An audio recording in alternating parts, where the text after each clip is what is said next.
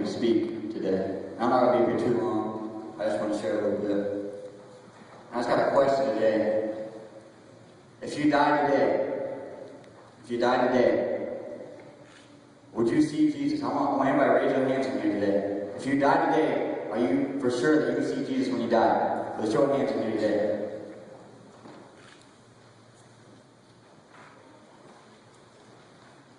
Galatians 5:19 through 21 says this. The acts of the flesh are obvious. Sexual morality. Any sexual act you can think of. Sex without benefit of marriage is sexual morality. Impurity and debauchery. Idolatry. If you seek to put anything ahead of God, it's idolatry. If you put your parents ahead of God, it's idolatry. If you put your friends, your brothers, your girlfriend, whatever it is, it's idolatry. And witchcraft, hatred, discord, jealousy, fits of rage, selfish ambition, selfish ambition is prideful. Dissensions, factions, envy, drunkenness, orgies, and the like. I warn you, as I did before, that those who live like this will not inherit the kingdom of God. If you're living like this, I'm not going to sit here and say I don't struggle, because we're all going to struggle. But if you're living like this today, it says you will not inherit the kingdom of God. Are you striving today to get out of sexual morality? Are you striving today? Are you striving to get out of drunkenness?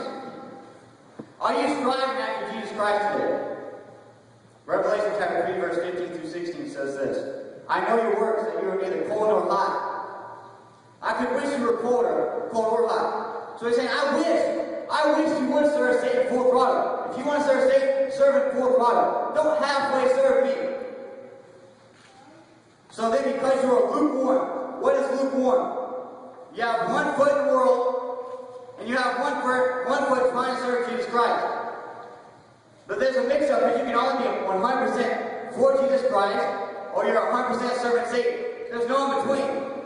So you make your choice. You can't go in here and put on your church face, and then go out to graduation night, go to a party, and thinking you're a Christian. Because in here, it's easy. We're all Christians in here. Do you love Jesus today? 1 John 2:15 says, do not love the world or anything in the world. If anyone loves the world, the love of the Father is not in him. If you love getting drunk, if you love having sex out of the benefit of marriage, you're conforming to the world. If you love conforming to the world, the love of God is not in you. I don't care if you say you're saved. If you're conforming to the world, living like the rest of the world, are you truly saved today? Are you truly saved today? I'm going to kind of close up with this here. Matthew 22, verse 37 says this. Jesus said to him, you shall love the Lord your God with all your heart, with all your soul, and with all your mind. This is the first and greatest commandment. I want you to think today. What is your biggest passion here today? Is it running the girls? Is it going to the parties? Getting drunk? What's your biggest passion? Is it your job today? Is it a nice house? Is it to become famous? What is your biggest passion here today? If your biggest passion is to serve Jesus Christ, if your biggest passion is to make disciples for Christ, if your biggest passion is not to glorify Christ with everything, then you do not love the Lord your God with all your heart, with all your soul, with all your mind. But we still think we're going to make it into heaven now, when we're going through the motions. Because he's not coming back for lukewarm people.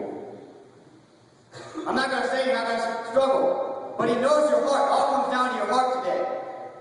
What is your heart saying about God as you're sitting here? When you leave, what is your heart going to be saying about God?